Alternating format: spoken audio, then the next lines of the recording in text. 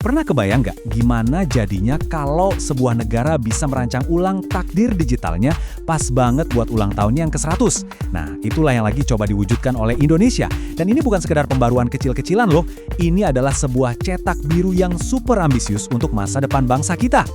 Visi raksasa ini namanya Indonesia Emas 2045.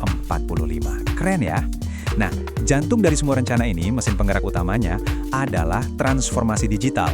Sekali lagi, kita nggak ngomongin soal perbaikan biasa, tapi benar-benar membangun ulang dari fondasinya. Oke, rencana segede ini pastinya ada dokumen resminya dong.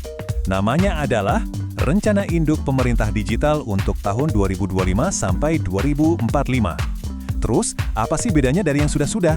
Kenapa ini spesial? Yuk kita bedah bareng-bareng. Nah, ini dia poin yang paling penting untuk dipahami. Ini bukan cuma soal bikin website pemerintah jadi lebih bagus atau nambahin layanan online baru. Bukan, rencana ini itu soal pergeseran total cara berpikir, perubahan fundamental soal gimana negara kita ini bekerja dan melayani kita semua sebagai warganya. Coba deh lihat perbedaannya di sini. Ini menarik banget. Dulu kita mungkin familiar ya sama istilah e-government. Seringkali layanannya sepotong-potong. Tiap kementerian punya sistem sendiri-sendiri, pokoknya terkotak-kotak dan top-down banget. Nah sekarang yang dituju itu pemerintah digital. Bedanya, ini sifatnya transformatif. Semuanya nyambung alias terintegrasi. Dan yang paling krusial, didesain berdasarkan kebutuhan kita sebagai pengguna. Jadi ujung-ujungnya mau dibawa kemana sih?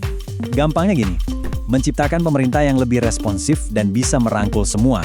Artinya, layanan publik jadi ngebut dan transparan, birokrasi jadi efisien, keputusan-keputusannya diambil pakai data, dan yang paling penting, nggak ada satupun warga yang ketinggalan kereta. Oke, visi gede kayak gini pastinya butuh fondasi teknis yang super kuat kan? Nggak mungkin bisa berdiri sendiri. Nah, sekarang yuk kita intip 3 pilar utama yang jadi penopang seluruh bangunan digital raksasa ini.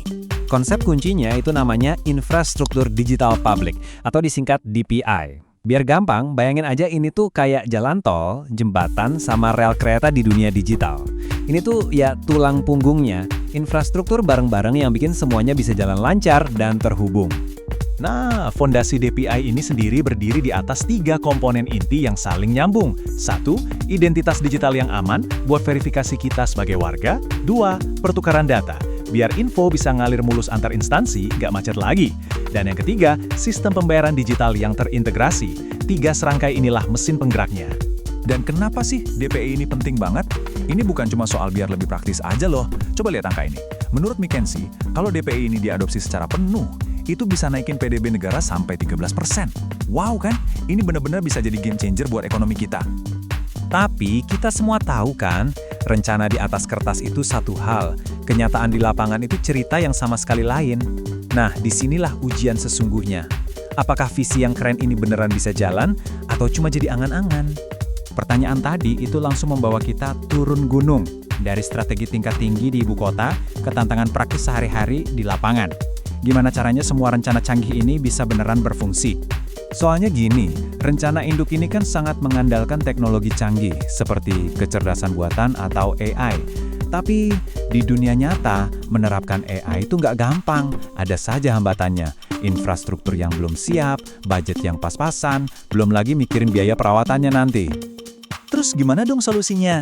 Nah, jawabannya mungkin nggak ada di dokumen perencanaan yang tebal itu. Jawabannya justru ada di lapangan.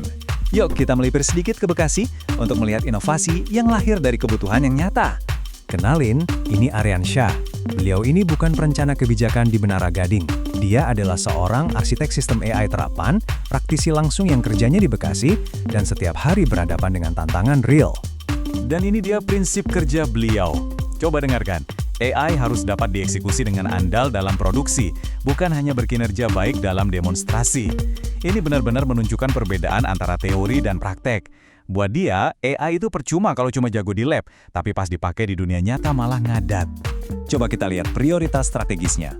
Pertama, keandalan operasional itu nomor 1, bukan eksperimen melulu. Kedua, efisiensi modal. Jangan boros beli hardware baru yang mahal. Dan ini yang keren banget. Kalau bisa, optimalkan pakai CPU dulu, dan desain sistemnya harus fleksibel. Bisa jalan di infrastruktur apa aja yang udah ada. Nah, ini contoh jeniusnya dalam praktek. Daripada minta dibeliin hardware baru yang mahal seperti GPU, pendekatannya adalah optimalisasi berbasis CPU. Maksudnya apa? Ya, manfaatkan saja kekuatan komputasi yang sudah ada di mana-mana, contohnya di sistem CCTV biasa, terus diubah deh jadi alat analisis yang pinter. Cerdas banget kan? Nah, disinilah kedua cerita ini akhirnya bertemu. Di satu sisi ada visi besar dari pemerintah, di sisi lain ada eksekusi cerdas di lapangan. Keduanya ini harus nyambung, harus jalan bareng. Slide ini sepertinya merangkum semuanya ya. Di satu sisi kita lihat gemerlapnya Cakrawala Jakarta, simbol dari mimpi besar nasional. Tapi di sisi lain ada prinsip sederhana, optimalisasi berbasis CPU, sebuah eksekusi praktis di lapangan yang justru jadi kunci untuk mewujudkan mimpi besar itu. Jadi, intinya apa? Intinya, suksesnya Indonesia Emas 2045 itu nggak cuma bergantung sama seberapa keren rencananya di atas kertas.